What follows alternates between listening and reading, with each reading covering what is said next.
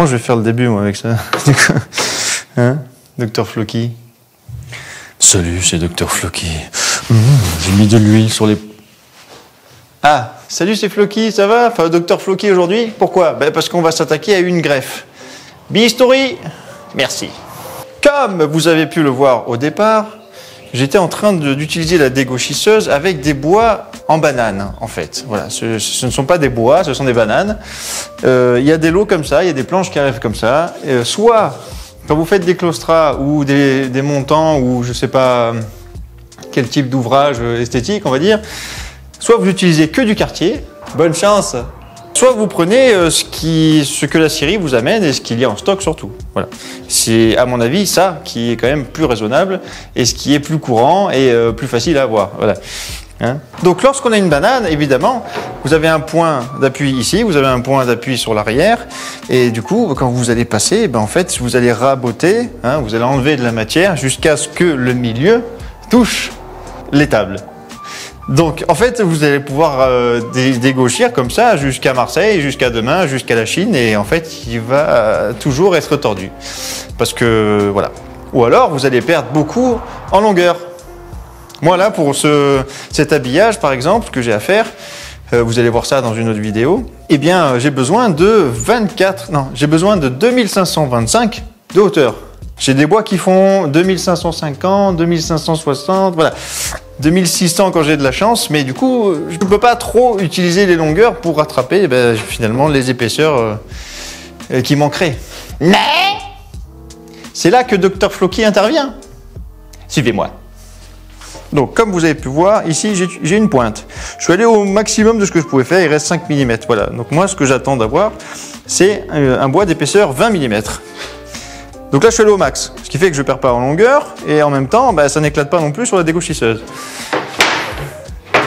On va rajouter du bois ici. On va faire une greffe, ok? Il suffit de mesurer donc au pied à coulisses, savoir jusqu'où. Moi, je prends une marge, on va dire 22, allez. Jusqu'où il y a 22 mm, d'accord? Là. Et à partir de là, je mesure ce qui me reste. Donc, il me reste 35 cm. Ok? Donc je vais couper un bois de 35 cm pour venir le plaquer ici et le coller à la colle que vous voulez. C'est pas le sujet. Mais avant ça, oui, ça c'est pour un garde-corps, mais voilà, je me sers de ça pour aujourd'hui. Nous allons passer au rabot à main à 3 € en brocante. Ça ne tient pas.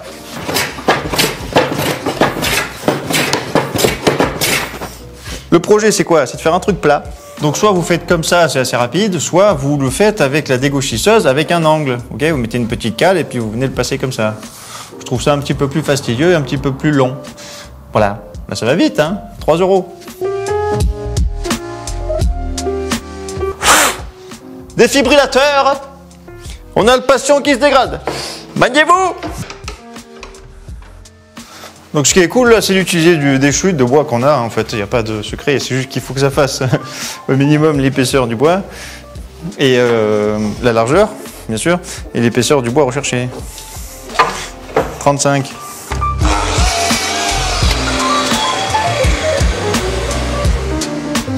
On est à 22, c'est bon.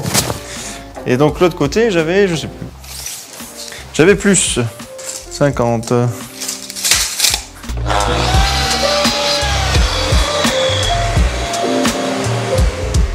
Alors, il n'y a pas besoin de grand chose finalement pour rattraper ça. Ici, j'ai 5 mm. Du coup, pour aller à 20, il va falloir 15. Là, je dois avoir peut-être 18. Donc, on est bon. Hein? Combien j'ai là? 17. Et on vient tout simplement coller le bout de bois sur l'autre. Rien de fou, hein? Voilà. C'est ça. Et en plus, ça va corriger donc la courbe finale qu'il y avait et qui est restée. Voilà, on a un beau petit plat.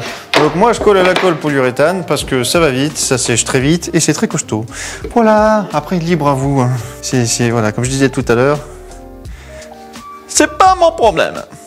Donc je colle la partie, la greffe en fait, hein, voilà, et pas l'autre parce que sinon je sais jamais où m'arrêter pour mettre la colle.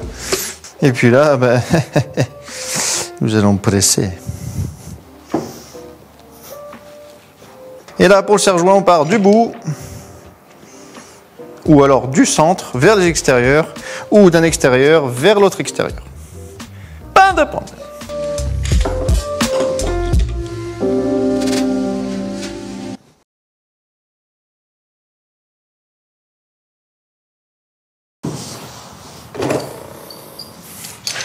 Alors évidemment, on met le côté greffe contre le mur.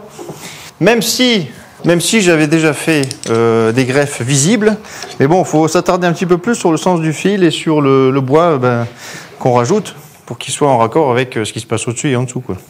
Ça se fait très bien, hein. C'est un peu plus long, quoi. Voilà, presse 1 heure à peu près, et puis après on verra.